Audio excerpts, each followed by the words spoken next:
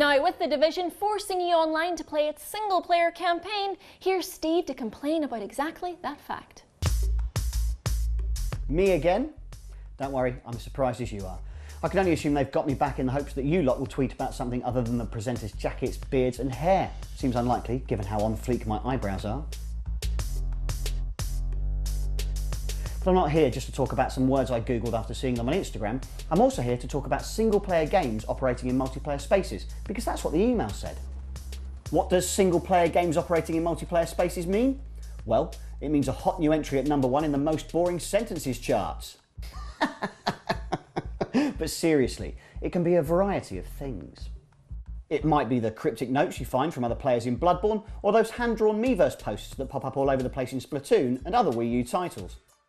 You know, if you'd have told me 20 years ago that one day we'd be sharing gameplay tips that looked like they were drawn by a 5-thumbed toddler in an earthquake, I'd never have believed you, and yet here we are, living in the future. Thanks, Nintendo.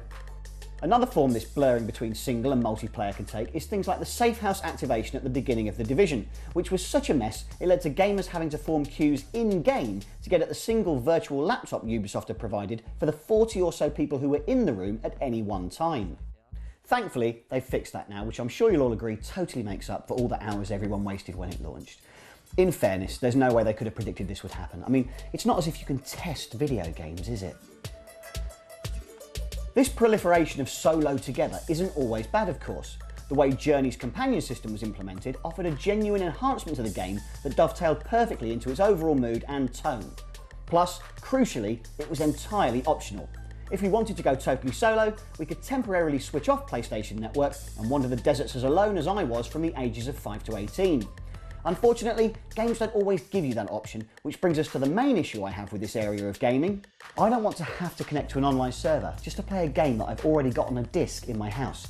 Don't get me wrong, I hate Destiny for loads of reasons, we all do, but my main source of frustration in the first couple of weeks was constantly being booted from the game because of server issues, which, given I was trying to play the game alone in my house using information stored on this, seems as ridiculous as trying to do a high-definition hand slap on a standard-definition broadcast. Hi Dev! High five!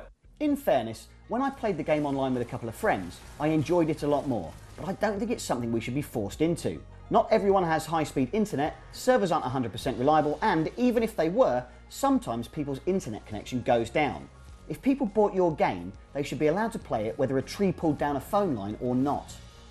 This always online approach exists in the same place in my head as things like Amiibo or Skylanders. I've already bought your game, so stop making me jump through additional hoops, often with cost attached, before I can play the bleeping thing.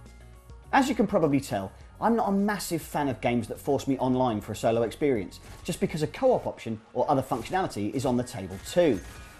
But it's something we're seeing a lot more of this generation, and whilst we can all agree I should have the power to change the world with nothing more than a barbed phrase and my kissable lips, it's unlikely my dislike for them's going to make a difference.